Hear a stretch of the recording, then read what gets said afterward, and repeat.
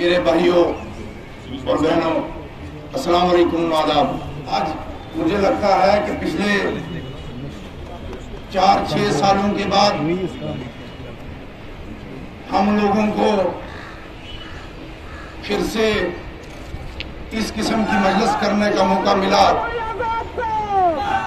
क्योंकि बदकिस्मती पूरे हिंदुस्तान की नहीं बल्कि पूरी दुनिया में सबसे पहले कोरोना की महामारी रही। तो उसके बाद में मुश्किल से आज ये मौका मिला है जितने अंदर लोग हैं उतने बाहर भी हैं कि हम सारे लोग मिलके एक जम्मू कश्मीर के बारे में नई सोच का आगाज करें। एक्चुअली कैंसिल हो रहा है, हजारों की तादाद में। इसलिए मजबूर होना पड़ा क्योंकि जो भाजपा सरकार ने 4 अगस्त 2019 को हमारे जम्मू कश्मीर और लद्दाख के नक्शे को हिंदुस्तान के नक्शे से बदल डाला था। मुझे लगता है कि उसके बारे में और उस बात के ऊपर सिर्फ वाहिद एक शख्सियत हमारे पास है, जो कि गुलाम नबी आजाद साहब हैं, जो इसके बारे में लड़ाई कर सकते हैं। आपने देखा होगा, नई बात किसी को के लिए नहीं है, आपने देखा होगा कि जब भी पार्लियामेंट में बात हुई पिछले 2 सालों में, तो वाहिद एक गुलाम नबी आजाद साहब ने जो है इसी बात के ऊपर, इस दफा 370 के ऊपर या 35A के ऊपर या जम्मू कश्मीर को स्टेट से यूटी बनाने के ऊपर बात की होगी। बाकी किसी भी लीडर को तकलीफ नहीं हुई कि वो अपने जम्मू कश्मीर के लोगों की जमीनों का, नौकरियों का, नौजवानों का तहफ़्फ़ुज़ कर सकें। मैं सबसे पहले, इतना टाइम नहीं है क्योंकि वक्त की बहुत कमी है, मैं सबसे पहले ज्यादा बातें नहीं करूंगा, सारे लोग आया हैं। मैं अपने भूल संगलदान के लोगों का सबसे पहले शुक्रिया अदा करता हूं इस आजाद साहब के मंच से, कि जो इतनी भीड़ में पहाड़ी इलाके से सर्दी के मौसम से आज हमारे कायद की, हमारे दिलों के धड़कन की, गुलाम नबी आजाद साहब की बात सुनने के लिए रामबन में पहुंचे। और साथ ही साथ में रामबन डिस्ट्रिक्ट के हर फर्द व बशर की का शुक्रिया अदा करता हूं जो कि आजाद साहब को सुनने के लिए यहाँ पहुंचे। हम सबको गुलाम नबी आजाद साहब का शुक्रिया अदा करना चाहिए, क्योंकि जो गुलाम नबी आजाद साहब ने जम्मू कश्मीर में हमारे पिछले 2-2.5 सालों में किया, जब ये गवर्नमेंट में थे, जब ये चीफ मिनिस्टर थे, मुझे लगता है कि बाकी हुकूमतों ने 70 साल में भी ऐसा न कर सकते हैं और ना किया है। और भाजपा के लोगों से मैं एक बात कहना चाहता हूं कि अगर वो जम्मू कश्मीर में नहीं लेकिन बल्कि पूरे हिंदुस्तान में कोई एक काम बता दें जो कि उन्होंने अपने सर पे प्रोजेक्ट बना के किया हो, तो मैं उनको मान जाऊं। साथ ही साथ में गुलाम नबी आजाद साहब का मैं बहुत शुक्रगुजार हूं कि उन्होंने हमारे लिए जो मेडिकल कॉलेज बनाए, जो हमारे IIT बनाए, पूरे स्टेट के बीच में हेल्थ का सेक्टर जो इन्होंने सुधारा, क्योंकि पिछले दौर में हमारे पास सिर्फ 250 पोस्ट जो है वो डॉक्टर्स की होती थी। आज हमारे पास जम्मू कश्मीर के 1100 बच्चे जो है हर साल जो है डॉक्टर बनते हैं। बातें तो बहुत करने के लायक थी, लेकिन यहाँ पे वक्त की कमी है, जिसकी वजह से मैं इजाजत चाहता हूँ। शुक्रिया, खुदा हाफिज।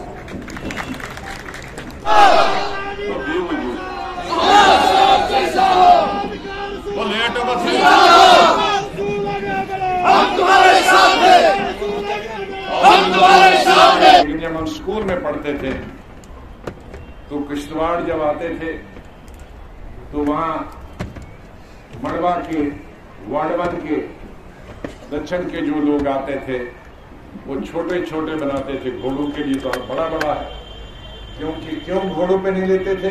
क्योंकि घोड़ों के लिए भी रास्ते हैं, घोड़ों के लिए भी तो अच्छा रास्ता चाहिए, लेकिन बकरी के लिए कोई रास्ता नहीं चाहिए। वो तो कहीं भी पेड़ पर भी चढ़ती है, अगर पेड़ नीचे उसके शाखें हो तो उसमें भी चढ़ जाती। तो बकरियों और भेड़ों पर हमारे इसी जिले में जिन पर बांटा नहीं था, लोगों ने अपना सामान लिया है खाने के लिए, लेकिन अल्लाह के फजल से बहुत हद तक अब सड़कें गई। उसी वाड़वन के लिए मैंने 1 साल में सड़क पहुंचाई। और जब मैं उस इलाके में जाता था तो हेलीकॉप्टर से मॉनिटर करता कि सड़क कहां पहुंची, मड़वा तक पहुंची कि नहीं, कितना टाइम लगेगा। मैं उससे गिनता था कितने बुलडोजर लगे। इन पहाड़ी इलाकों में तकरीबन जितना डेवलपमेंट हुआ, चाहे सड़कों की तामीर हुई या स्कूलों की तामीर चल रही, या जब डिस्ट्रिक्ट बने तो डिस्ट्रिक्ट ऑफिस की सेक्रेटरी की तामीर हो रही थी, तो मैं जब भी कहीं हेलीकॉप्टर के लिए जाता था तो मैं हेलीकॉप्टर वहां जहां सड़क बन रही होती, स्कूल बन रहा होता, कॉलेज बन रहा होता, दूसरा कुछ बन रहा होता, तो मैं हेलीकॉप्टर से आदमी गिनता था कि इसमें काम चल रहा है, धीरे चल रहा है कि ज्यादा चल रहा है। और जब वापस पहुंच जाता था ठिकाने पे, उसके बाद में इंजीनियर को टेलीफोन करता था, भाई तुम्हारा काम बहुत धीरे चल रहा है। मैंने देखा कि वहां जहां 100 मजदूर होने चाहिए वहां सिर्फ 10 मजदूर है। वो इंजीनियर रातों रात वहां पहुंच जाता। वरना इन पहाड़ी इलाकों में, दुश्वार इलाकों में सड़क बनने में भी कई साल लगते। अगर उनकी रहमो करम पे छोड़े, अगर ठेकेदार के और इंजीनियर के रहमो करम पे छोड़े तो शायद ये सड़कें अभी तक नहीं बनती। लेकिन मैं रोड से जब जाता था तब भी जायजा लेता था और हेलीकॉप्टर से भी कई बार उनका जायजा लेता था। अभी बहुत कुछ होना बाकी, ये काफी नहीं। अभी भी बहुत गुर्बत, अभी भी बहुत जहालत, अभी भी बहुत बेकारी, अभी भी बहुत बेरोजगारी। हमारी जंग, लोग तो अलग अलग चीजों के लिए जहाद की बात करते हैं, लेकिन असली जहाद जो हमें करना, हमारे मुल्क में भी, हमारी रियासत में भी, वो जहाद है गरीबी के खिलाफ, वो जहाद है बेकारी के खिलाफ, वो जहाद है बेरोजगारी के खिलाफ। यही हमारी सबसे बड़ी दुश्मन है। हमारा दुश्मन कोई दूसरी पार्टी नहीं। मैं किसी भी लीडर को, किसी भी पार्टी को अपना हरीफ नहीं समझता, अपना दुश्मन नहीं समझता। जो दुश्मन है हमारी, वो हमारी पसमानदगी। जो हमारा दुश्मन है वो हमारी गरीबी। अभी भी करोड़ों लोग हमारे मुल्क में जिनको अच्छी तरह से 2 वक्त का खाना नहीं मिलता, 3 वक्त तो बहुत बड़ी होगी। जिनके पास अभी भी अच्छी तरह से पहनने के लिए कपड़े नहीं, करोड़ों ऐसे लोग हैं, उनके हाथ काम मांगते हैं, लेकिन हम काम दे नहीं पा रहे और उनके हाथ फैले हुए ऐसे कई करोड़ों लोग हैं। और हमारी रियासत में भी हजारों नहीं लाखों लोग ऐसे हैं जो अभी कड़वी चाय पीते हैं, दूध नहीं है, और कहीं कहीं खशखाश डाल के पीते हैं। ये सबसे हमारा दुश्मन, यही इसी के खिलाफ हमने जहाद करना है। ये लोग, कुछ लोग जो बहकाते हैं कि एक धर्म को दूसरे धर्म के खिलाफ जहाद करना है, वो गलत। जहाद ये है, मैं चाहूंगा कि हम जितने भी यहां लोग हैं, हिंदू है, मुसलमान है, कश्मीरी है, पहाड़ी है, गोजरी है, पोगली है, जो भी जबान बोलने वाले, ये सब हमारे दिल के टुकड़े। कहीं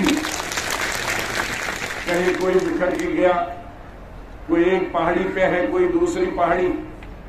मैंने चुनाव वाली के एक इंच को देखा, जो नीचे से देख सकता था सड़क से, उसको देखा, बाकी को ऊपर से देखा। मैंने लद्दाख के भी एक इंच को देखा। मैं सुबह जम्मू के हर जिले को एक इंच से देखा, करीब से देखा। मैंने कश्मीर वादी की गुर्बत और जहलत भी देखी। मैंने कश्मीर वादी की बेवाओं की हालत भी देखी।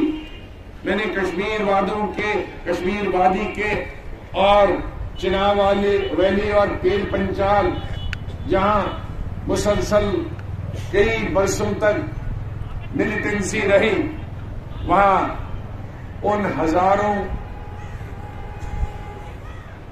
बच्चों जिनके मां बाप या वालिदैन खासतौर से मिलिटेंसी का शिकार हुए, मेरे ख्याल में हमारी रियासत में 60,000 से ज्यादा लोग शहीद हो गए मिलिटेंटों के हाथों। इसमें सिविलियन की सबसे बड़ी तादाद है, इसमें फौज के लोगों की तादाद, इसमें सिक्योरिटी फोर्सेस के लोगों की भी तादाद, इसमें पुलिस के लोगों की भी तादाद। हर इंसान ने शहादत दी है यहाँ, हिंदू मुसलमान दोनों ने, इस मुल्क की हिफाजत के लिए, अपनी सरहदों की हिफाजत के लिए। अब ये पूरे मुल्क का फर्ज बनता है कि उन बेवाओं की, चाहे वो जम्मू सूबा से ताल्लुक रखती है, कश्मीर सूबा से ताल्लुक रखती है, उन यतीम बच्चों की तालीम का, उनके रोजगार का, उनकी बहबूदी का, उनके कपड़ों का, उनके मकानात का ख्याल रखें। मुझे अफसोस है कि मौजूदा सरकार वो चीजें करने में नाकामयाब हो गई। आज चुन चुन के एक ही पार्टी के लोगों को काम मिलता है। मैं जानता हूं पिछले 40-50 साल से अगर ठेका मिलता है तो एक खास पार्टी के लोगों को मिलता है, अगर सड़क का काम है तो एक खास पार्टी के लोगों को ही सड़क मिलता है, अगर बिल्डिंग का काम है तो एक खास पार्टी के लोगों को मिलता है, अगर उसमें मजदूर करने वाले काम है। हमारे प्रोजेक्ट हमारे किश्तवाड़ जिले में कई प्रोजेक्ट हैं, लेकिन आप देखेंगे कि सिर्फ एक से नीचे से ठेकेदार से लेकर मजदूर तक, कारपेंटर तक, मेसन तक, सिर्फ एक पार्टी के लोगों को काम मिलेगा, दूसरी पार्टी को क्या। हमारी हुकूमतों में ऐसा नहीं होता। हम किस धर्म के इंसान को ठेका मिला, कभी ये पीडब्ल्यूडी के वजीर रहे हैं सुरुड़ी साहब, जोगम जी वजीर रहे, मनोहर लाल जी वजीर रहे, हमारे विकास साहब वजीर रहे। एक आदमी से पूछो, ये तो सब जम्मू सूबा के ही। कभी हमने बताया कि सिर्फ कांग्रेसी को ठेका देना, बीजेपी को नहीं देना, एनसी को नहीं देना, पीडीपी को नहीं देना, बल्कि मैं कहूंगा कि मेरी हुकूमत में 90% तो दूसरी पार्टियों के ठेकेदार, हमारे शायद 5%, क्योंकि हमारा जहन नहीं। हमारे लिए हिंदू भी एक दिल का हिस्सा, मुसलमान भी दिल का हिस्सा, पहाड़ी भी दिल का हिस्सा, गुजर बकरवाल भी दिल का हिस्सा। हम कैसे बांट सकते हैं? जो बांटने वाले लोग हैं उनको राजनीति में नहीं आना चाहिए। मैं हमेशा कहता कि टीचर का कोई धर्म नहीं होना चाहिए। पढ़ाते वक्त घर में नमाज पढ़े, घर में पूजा पाठ करे, घर में मंदिर सुबह शाम जाए, गीता का पाठ करे। जितना धर्म पे चलेगा उतना अच्छा होगा। मुसलमान हज जाए, ज़कात दे, रोजे रखे, नमाज पढ़े, ये तमाम चीजें करें। लेकिन जिस वक्त वो टीचर बनेगा, पढ़ाएगा क्लास में, उस वक्त उसका कोई धर्म नहीं होना चाहिए।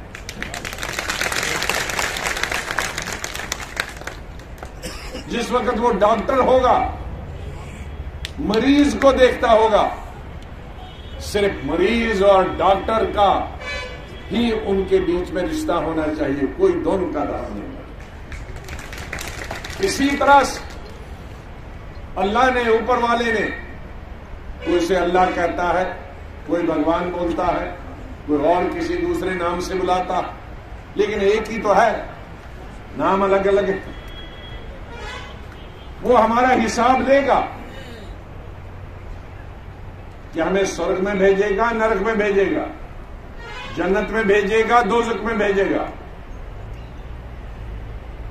सब इंसानों को अपना अपना हिसाब देना है कि मैंने दुनिया में आकर अच्छा काम किया या बुरा काम किया।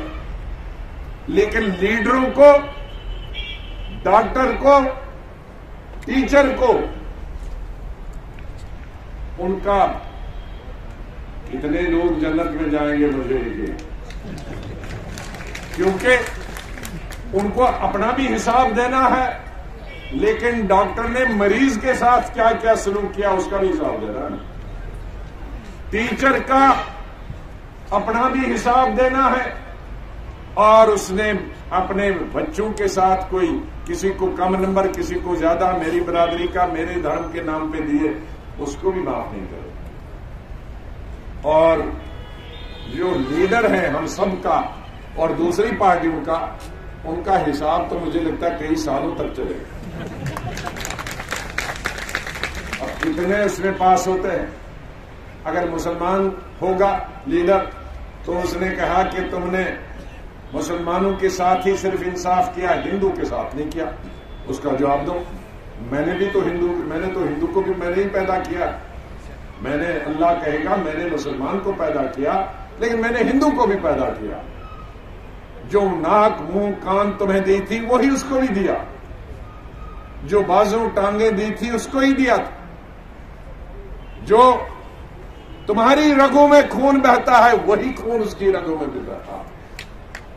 अगर नहीं होता इंसान तो हिंदू का खून का मैच मुसलमान की रगों में ऑपरेशन के लिए कैसे आ जाता, और मुसलमान का हिंदू की रगों में ऑपरेशन के लिए कैसे आ जाता।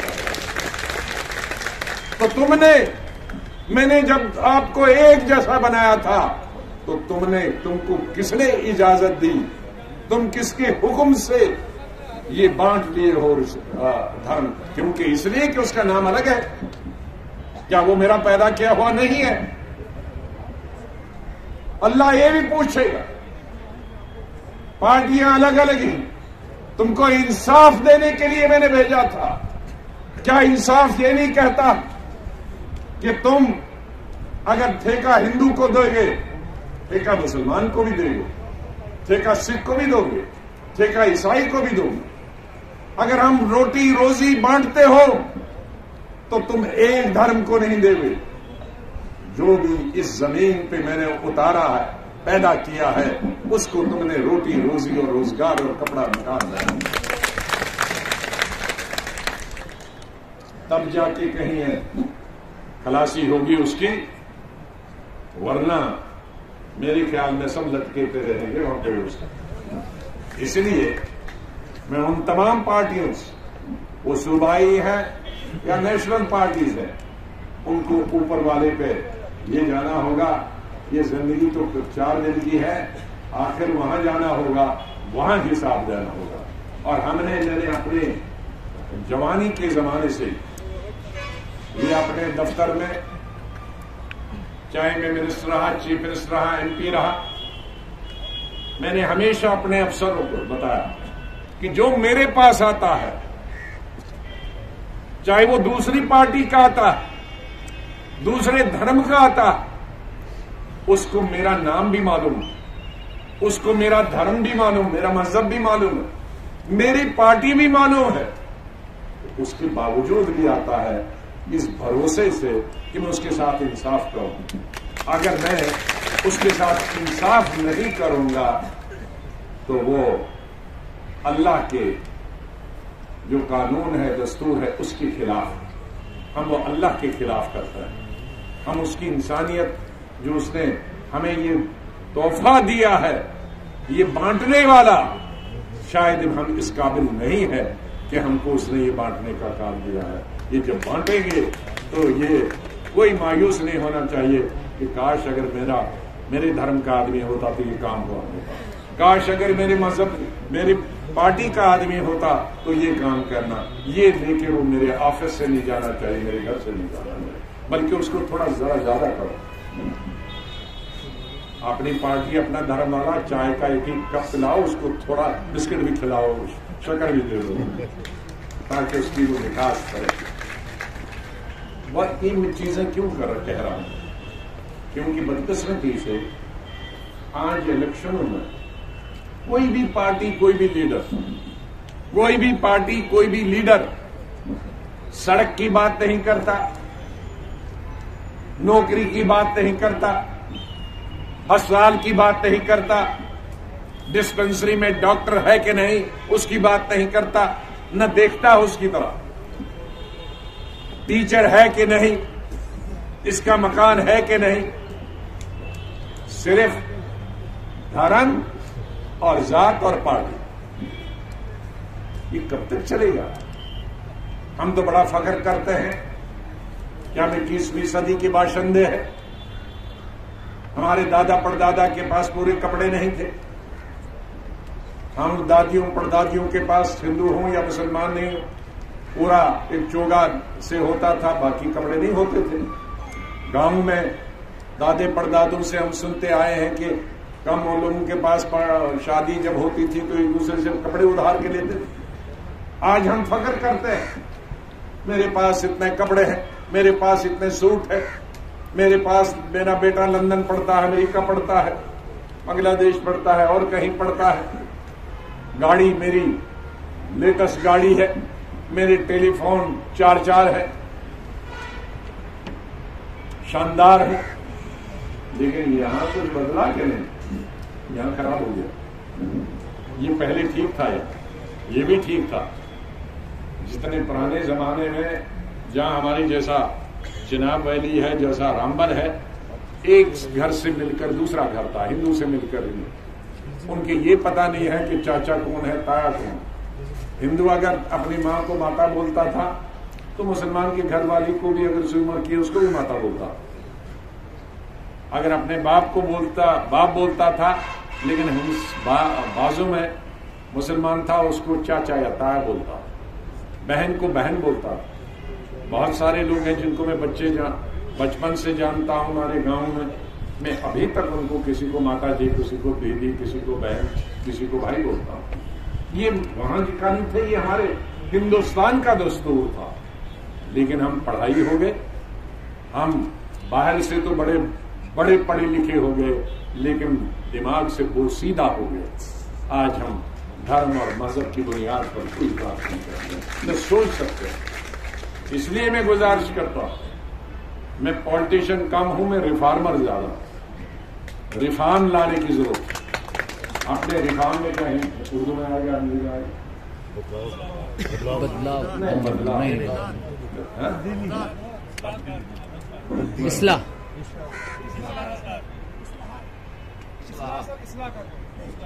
इस्लाह, लेकिन वो हमारे हिंदू भाई नहीं सुनते। हमारे जो समाज में है जो सुधार, हमारे समाज में जो बुराइयां, एक तो हमारी अल्लाह की दी और हुक्मरानों की दी हुई गरीबी, जहलत, बेकारी, बेरोजगारी है। लेकिन जो अल्लाह ने नहीं दी है और हुकूमतों ने नहीं दी है, वो ये भेदभाव, बुरा बर्ताव, ये हमने अपने जहन,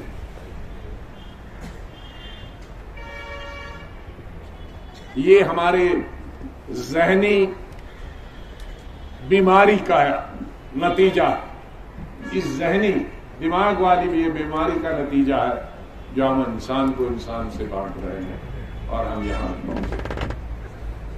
मुझे इस बात का एहसास है, जिसको पार्लियामेंट के अंदर और पार्लियामेंट के बाहर मैंने लड़ाई लड़ी, हमारी पार्टी ने भी लड़ाई लड़ी, लेकिन ये लड़ाई अभी हमें जारी रखनी।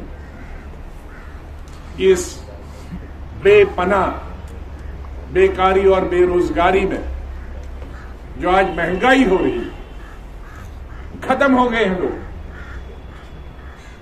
आज दाम कहां है, पेट्रोल की कीमतें क्या है, डीजल की कीमतें क्या है, चीनी की कीमतें क्या है, मिट्टी के तेल की कीमतें क्या हैं, चूल्हे गैस की कीमतें कहां हैं।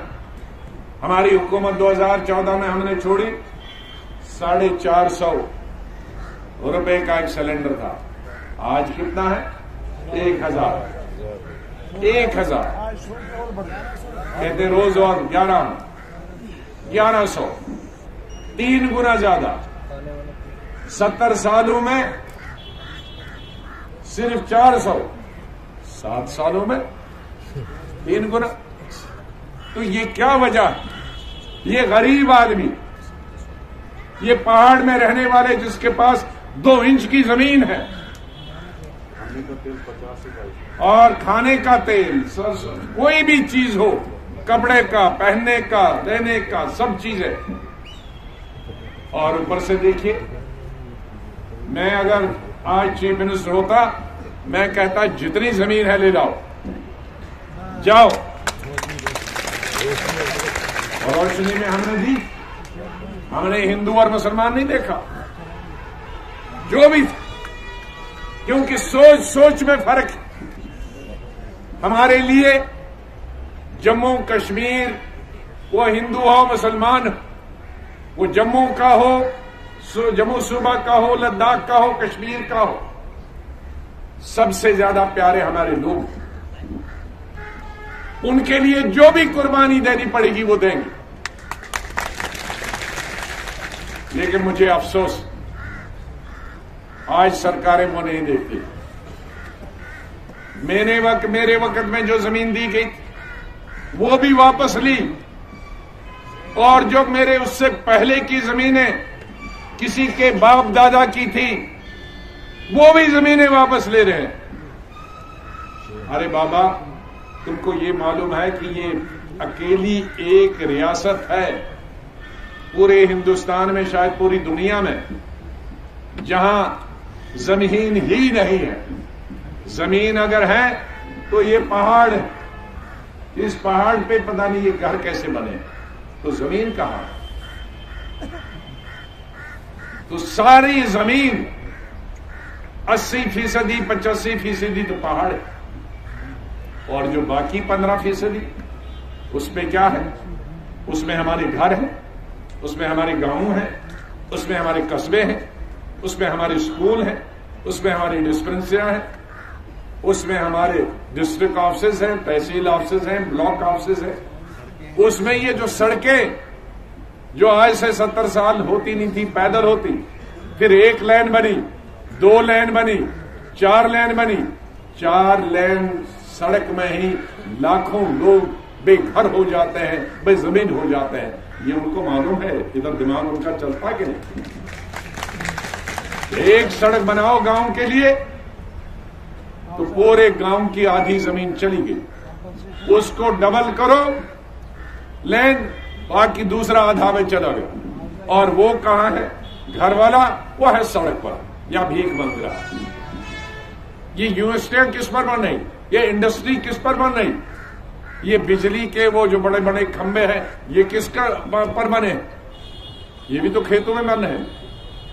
तो आज जम्मू कश्मीर में जहां डेवलपमेंट जरूरी है, सड़कें जरूरी है, बिल्डिंगें जरूरी है, अस्पताल जरूरी है, एजुकेशन इंस्टीट्यूशन जरूरी है, लेकिन ये भी सच है कि इन तमाम डेवलपमेंट की वजह से हमारी जमीन आधी हो गई। और जो थोड़ा बचा था, जिसको हम सुगाड़ बोलते हैं, सुगाड़ी बोलते हो? जी जी। वो सब्जी वाले 2 डालते हैं उसमें आलू, क्योंकि लंबी नहीं है, आप कहेंगे क्विंटल डालेंगे या किलो। 2 आलू और 2 कड़म के साथ का कुछ, 2-4 मूली के लिए और 2-4 और कुछ सब्जी के लिए, वो पूरा होता नहीं है, ये रह गई। अगर ये राशन का नेहरू के जमाने से शुरू नहीं हुआ होता राशन देना, तो आधा जम्मू कश्मीर कब का खत्म हो गया होगा, क्योंकि खाते कहां? हमारे यहां 1 महीने, 15 दिन, 2 महीने से ज्यादा अपना अनाज किसी के पास मिलता नहीं। खरीद नहीं सकते थे। अगर ये सिलसिला कांग्रेस ने, नेहरू ने नहीं बनाया होता, ये जिसको हम लोग इनकी गवर्नमेंट ने फिर 2 रुपए में शुरू कर दिया देना, वरना 50 रुपए में किलो कोई खरीद सकता था। 50 रुपए में किलो, जरा हाथ खड़े करो। नहीं, वो जो खरीद सकता था वो हाथ खड़े करो। 50 रुपए कोई नहीं। तो ये भी हमारी पॉलिसी थी। वो लोगों की मुसीबतें जानकर, उनकी गुर्बत जानकर, मैं इस सरकार से अपील करता हूं, मरकजी और रियासती सरकार से, कि वहां की गुर्बत और जहालत को मद्देनजर रखते हुए ये फैसला वापस ले कि इन गरीबों से, वो हिंदू है, मुस्लिम है, गुजर है, उनको जमीन, जंगल काटने को कोई नहीं कहता, लेकिन आप उसको जंगल कहोगे। उस 200 साल पहले जंगल था, आज जंगल थोड़ी है। अगर आप उसको जंगल कहते हो तो हमारे दिल्ली में बुजुर्ग बोलते हैं कि नई दिल्ली से पुरानी दिल्ली में गुंजान आबादी थी, जंगल था। नई दिल्ली और पुरानी दिल्ली, तो उसका मतलब है नई दिल्ली को आप खाली कराओ, राष्ट्रपति भवन को खाली, पीएम को करो, एमपी को, पार्लियामेंट। जंगल था भाई यहाँ 400 साल 300 साल। ये कौन सी बात? जब जितने इंसान की आबादी बढ़ती है, जितने इंसान की जरूरियात जिंदगी होती है, उसके हिसाब से फिर जंगल की जमीन हो, घास चराई की जमीन हो, दूसरी चीज हो, इंसान, अल्लाह ने तो कहा मैंने पूरी दुनिया ही इंसान के लिए बनाई है, और आप कहते हो कि इंसान को निकाल के फेंको क्योंकि 4 पेड़ बचा रहे। ये कहां की कुछ पढ़ो, सब दीन जान में लिखा है और बनाने वाले में कि मैंने इंसान के लिए, यहां मौलाना 2 बैठे हैं, अगर मैं थोड़ा बहुत जानता हूं तो अल्लाह ने इंसान के लिए पूरी कायनात बनाई है, पूरी दुनिया बनाई है, ये जमीन आसमान उसके लिए बनाए। तो आप उसी को बेदखल करते हो, घर से सड़क पे लाते हो, जमीन से उसे भिखारी बनाते हो। ये सबसे बड़ी बात। तो हमारी इस वक्त मांग है कि मरकजी सरकार को, ये मैं खाली यहाँ रामबन में नहीं चला रहा हूं, कोई सुनेगा नहीं, मैं पार्लियामेंट में कह रहा हूं, लेकिन यहाँ आपको दोहराता हूं दोबारा, उन तमाम चीजों को मैं बार बार दोहरा चुका हूं पार्लियामेंट में, कि जल्दी ये डिलिमिटेशन कमीशन है, इसको 10-15 दिन में अनाउंस करो, लोगों की शिकायतें ले लो, क्योंकि आपने किसी का कान काट के दूसरे के कान में लगाया है, किसी का बाजू काट के दूसरे के बाजू लगाया है, तो हम देखेंगे किसके कान, कितनी नाक, किसकी बाजू किससे काट कर किसमें लगाया है। तो ये लीडर हमारे जितने भी है सब ये उसका जायजा लेंगे और जो असली रिपोर्ट है वो पेश करें मार्च तक, ताकि जो ही ये मौसम ठीक हो जाए और पहले हफ्ते में कमीशन की रिपोर्ट जारी करो, स्टेट का अनाउंस करो कि स्टेट होगी और फौरी तौर पर इलेक्शन करो, क्योंकि ज्यादा देर तक स्टेट एमएलएज के बगैर, चुने हुए नुमाइंदों के बगैर नहीं रह सकते।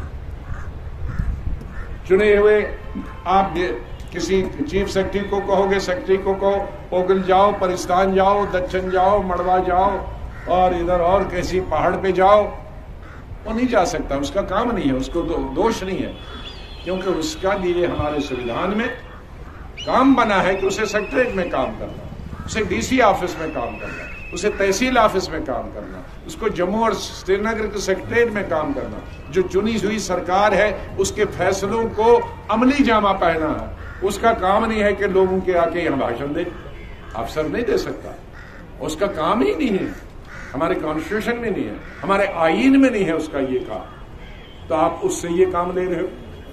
वाह, हम उनका काम नहीं कर सकते। कल को कहोगे भाई अफसर छुट्टी पे चले गए, हड़ताल पे गए, सब एमएलए मिनिस्टर तहसील चलाओ, सेक्रेटरी चलाओ, तो वो 2 दिन में बंद हो जाएगा, क्योंकि ये हमारा काम है। हमारा काम, लीडरों का काम है असेंबली पार्लियामेंट में जाना, हुकूमत बनाना, पॉलिसी बनाना गरीबों के लिए, जरूरतमंद लोगों के लिए। जुडिशरी काम करना है कि अपनी अपनी अदालत में लोगों के साथ इंसाफ करें, और अफसरों का काम है अपने दफ्तर में काम। इसलिए आज गुज़िश्ता 4 साल, 2.5 साल तो हुए, 2 स्टेट के 2 टुकड़े किए हुए, लेकिन उससे पहले 1.5 साल गवर्नर रोल हो गया था, तो असेंबली को भंग कर दिया गया। ये 4 साल से कोई स्टेट का माई बाप नहीं, कोई नुमाइंदा नहीं। लोग किसके पास जाए? हमारे पानी नहीं है, सड़क नहीं है, बिजली नहीं है, स्कूल नहीं है, टीचर नहीं है, डॉक्टर नहीं है। ये एमएलए को गले से पकड़ता है। एमएलए को डर होता है 5 साल के बाद मुझे अगर जीतना है तो मैं ये सब करूंगा, वरना लोग घर बिठाएंगे। अफसर को तो घर नहीं बैठना। तो इसलिए जरूरी है कि अगले 6 महीने के अंदर अंदर ये तमाम चीजें हो जाएं और इलेक्शन भी 6 महीने के अंदर खत्म हो जाना चाहिए अगले। और नौकरी तो देंगे नहीं, नौकरी लेने ये तो बहुत काफी है, देते तो है नहीं। लेकिन मैं हर हफ्ते दिल्ली में सुनता आज डेडवुड देके निकाल दिया। वो डेडवुड भी एक बहाना बना। डेडवुड किसको कहते हैं? ये काम नहीं करता। अरे ये पूरी सरकारी काम नहीं करती तो वो डेडवुड है। जो फैसले लेने वाले भी है वो नहीं करते, वो डेडवुड है। फैसले लेने वाले डेडवुड है। उनके बचाए किसी गुरबाव, रामलाल, श्यामलाल, सुबहान, जुम्मा उसको निकाल दिया, क्या फायदा? वो बेचारा अपनी पहले मरा हुआ, फिर उसको मार देते हो। तो मैं इन्हीं अल्फाज के साथ मैं बहुत शुक्रिया करता हूं, लेकिन ये अकेला कभी महसूस नहीं करिए। और मेरे भाई मुसलमान भी हैं, हिंदू भी हैं, सिख भी है, ईसाई भी है। ये अगर किसी भी इंसान के हिंदू या मुसलमान, गुजर, नॉन गुजर, कश्मीरी, गैर कश्मीरी, पोगल, फलस्तानी, कोई पहाड़ी, मैदानी, शहर वाला, देहात वाला, उसके पाँव में अगर कांटा चुभेगा तो हमें बराबर महसूस हो जाएगा। इसको आपका बहुत बहुत शुक्रिया। तमाम लीडरान का, जो इलाकाई लीडर है, ब्लॉक, तहसील, जिला और स्टेट के जो आई हैं, उनके कोऑर्डिनेशन उन्होंने की पहले नहीं, जिसने बताया उसको मालूम नहीं है, तो पहले कर।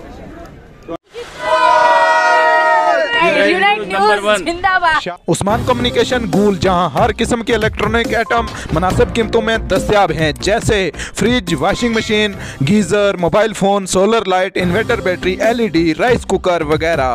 तो देर मत कीजिए, गूल का मशहूर शोरूम उस्मान कम्युनिकेशन, मीन बाजार, गूल। अब संगलदान में कॉस्मेटिक की हर आइटम मुनासिब कीमतों में दस्तयाब है। याद रखिए, संगलदान का मशहूर शोरूम मनास कॉस्मेटिक, संगलदान।